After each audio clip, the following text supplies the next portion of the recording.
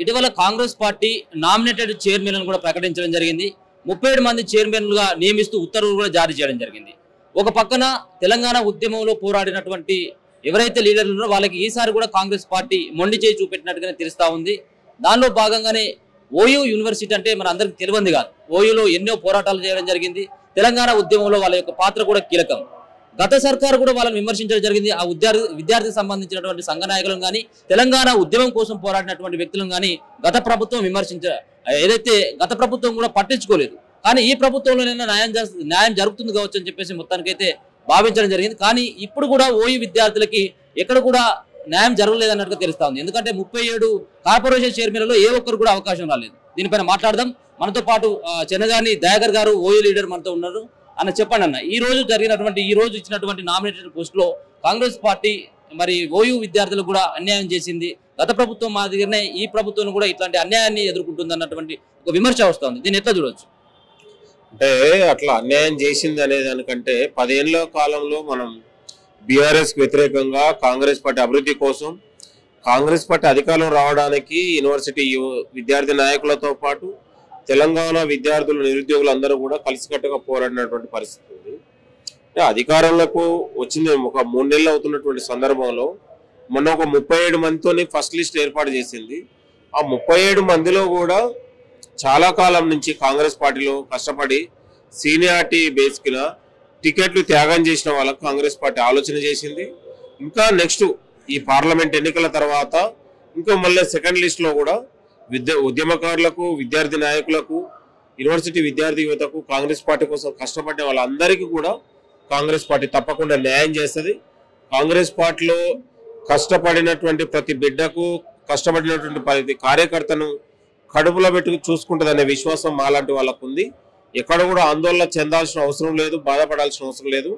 ఇవాళ కాంగ్రెస్ పార్టీ అభివృద్ధి కోసం కాంగ్రెస్ పార్టీ రేపు పార్లమెంట్ ఎన్నికల్లో మాలాంటి వాళ్ళందరం కూడా శక్తివంతం లేకుండా కష్టపడి దాదాపు 15 సీట్లు గెలిపించే ప్రయత్నంలో మాలాంటి వాళ్ళందరం కూడా సీరియస్ గా పనిచేసి పార్టీ కోసం పనిచేస్తే పదవులు తప్పకుండా వస్తాయనేది మేము భావిస్తా ఉన్నాం. దాని విషయంలో మనం భూతత్వంలో పెట్టి ఇంకో చూడాల్సిన అవసరం లేదు. ముఖ్యమంత్రి గారి పైన పార్టీ పైన మాకు ఒక పూర్తి నమ్మకం ఉంది.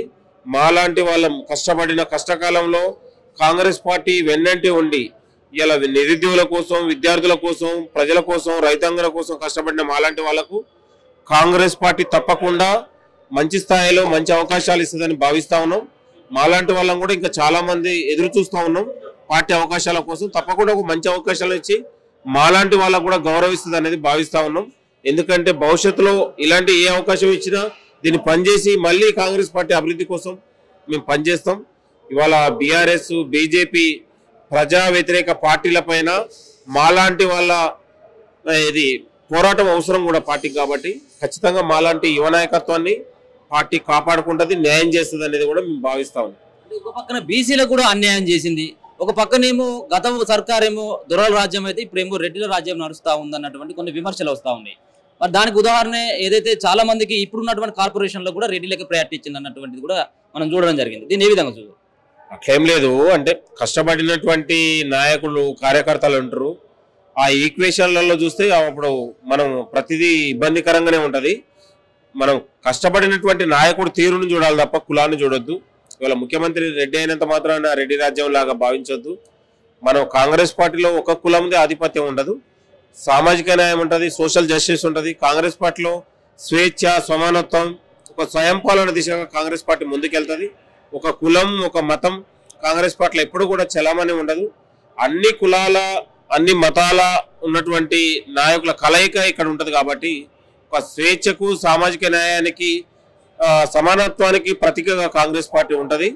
ఖచ్చితంగా ఒక కులం దాని మీద మనం ఆర్గ్యూ చేయలేము, అది తప్పు. ఖచ్చితంగా అన్ని కులాలకు బీసీ కులాలకు కూడా పెద్దపీట వేస్తుంది. ఇవాళ బీసీలో ఉన్నటువంటి ఏది కులగణనను తీసుకొచ్చి అందరూ కూడా బీసీలో జనాభాను బయటపట్టి వాళ్ళకు కూడా న్యాయం జరగడానికి కాంగ్రెస్ పార్టీ మొదటిసారిగా ఆలోచన చేసింది. కాబట్టి అట్లా ఉండదు, మనందరికీ న్యాయం జరుగుతుంది. బీసీ యువతకు కూడా న్యాయం చేసి అన్ని వర్గాలకు కూడా న్యాయం చేసే ఆలోచన ముఖ్యమంత్రి గారు చేస్తూ ఉన్నారు, పార్టీ కూడా చేస్తూ ఉన్నది. ఒక కులం మతం ఆధారంగా ఎప్పుడు కూడా పార్టీ పనిచేయదు అనేది కూడా మేము భావిస్తాం. ఒక పక్కన గతంలో ఉన్నటువంటి మాజీ ముఖ్యమంత్రి ఎవరైతే కేసీఆర్ భాషా విధానం పైన చాలా రకాలైనటువంటి ఆరోపణలు రావడం జరిగింది. ఏంటి ఒక ముఖ్యమంత్రి ఆ హోదాలో ఉండి అట్లాంటి భాష మాట్లాడతాడా అన్నటువంటిది మీలాంటి మేధావులు కూడా మాట్లాడడం జరిగింది. ఇప్పుడున్నటువంటి ముఖ్యమంత్రి మళ్ళీ అదే భాషను మాట్లాడడం దీన్ని ఏ విధంగా చూడవచ్చు?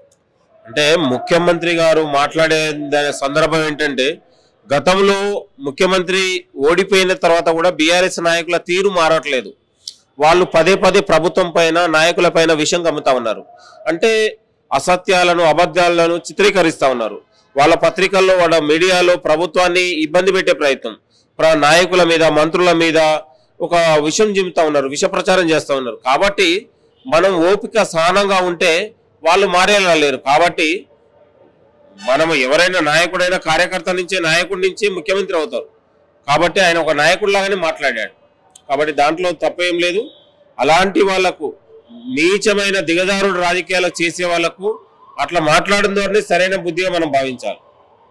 ఎందుకంటే ఇప్పుడు ఎలా కేసీఆర్ కు కేటీఆర్ కు ప్రజలు బుద్ధి చెప్పినా వాళ్ళ అహంకారం కానీ వాళ్ళకు ఉన్నటువంటి ఇంకా ఎక్కడ కూడా తగ్గట్లేదు. వాళ్ళ బలుపు ఇంకా తగ్గట్లేదు.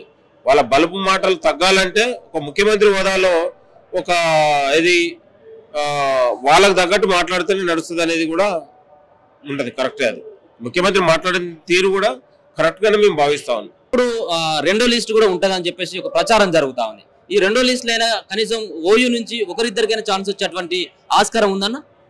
ఖచ్చితంగా న్యాయం జరుగుతుంది. వచ్చే పార్లమెంట్ ఎన్నికల తర్వాత పార్టీ కోసం కష్టపడ్డ వాళ్ళందరికీ న్యాయం చేస్తుందని భావిస్తా ఉన్నాం. ఇచ్చే దాంట్లో మాలాంటి వాళ్ళం కూడా ఉంటామనేది మాకు విశ్వాసం ఉంది, నమ్మకం ఉంది. ఎందుకంటే ఎంతో కష్టాలు బాధలు వచ్చి మనం పార్టీ కోసం పనిచేసినాం. అరెస్టులు, కేసులు, అంటే ప్రభుత్వం ఆనాడు బీఆర్ఎస్ ప్రభుత్వం పైన ఒక వివేచితంగా నిరుద్యోగ సమస్య కావచ్చు, ప్రజా వ్యతిరేక సమస్య కావచ్చు, ప్రతి అంశాన్ని మనం పార్టీకి ఉపయోగపడేలా పనిచేసినాం. కాబట్టి కాంగ్రెస్ పార్టీ నాలాంటి కష్టపడినటువంటి ప్రతి బిడ్డకు న్యాయం చేస్తుందని భావిస్తా ఉన్నాం. మంచి అవకాశం వస్తుందనే విశ్వాసం మాకుంది. ఎక్కడ కూడా మేము ఆందోళన పడట్లేదు. మరింత ఉత్సాహంతో మరింత పార్టీ కోసం కష్టపడతాం. ఈ 100 రోజుల పాలనలో ప్రజలంతా సంతృప్తిగా ఉన్నారని చెప్పేసి భావిస్తా ఉన్నారా? ఉన్నారు, 100% ఉన్నారు కాబట్టే కదా. ఎందుకంటే బీఆర్ఎస్ బీజేపీ బీఆర్ఎస్ 10 ఏళ్ల కాలంలో చేయలేని పనుల్ని కార్యక్రమాల్ని వాళ్ళ కాంగ్రెస్ పార్టీ ప్రజాపాలనలో 100 రోజుల్లో చేసి చూపించగలను, నిరూపించగలిగిన. ఎందుకంటే విద్యార్థుల్ని, నిరుద్యోగుల భర్తీ నియామకాలలో ఎంత నిర్లక్ష్యంగా, ఎంత అహంకారంగా వ్యవహరించిందో ప్రజలందరూ చూశారు. కాబట్టి వచ్చిన 100 రోజులలోనే నియామకాల ప్రక్రియ కావచ్చు, నిరుద్యోగుల పట్ల కావచ్చు, నిరుద్యోగుల పట్ల భరోసా కావచ్చు, ప్రజలందరూ కూడా గమనిస్తూ ఉన్నారు కదా. ఏదైతే గత ఎన్నికల్లో మనం మేనిఫెస్టోలో ప్రకటించినామో ఆ మేనిఫెస్టోల హామీలు అమలుపరిచింది కదా. కాబట్టి ప్రజలకు ఒక విశ్వాసం పెరిగింది, ప్రజలకు కాంగ్రెస్ పట్ల ఒక ఆదరణ పెరిగింది. రేపు రాబోయే ఎన్నికల్లో కూడా హైదరాబాద్, రంగారెడ్డి చుట్టుపక్కల ప్రాంతాలతో పాటు పార్టీ ఇక్కడ జిహెచ్ఎంసీలో కూడా పార్టీ మరిన్ని జిహెచ్ఎంసీ మేయర్ని గెలుచుకునేంత పార్టీ డెవలప్ అవుతుంది. ఇంకా పార్టీకి రోజు రోజుకు ఆదరణ పెరుగుతూ ఉంది.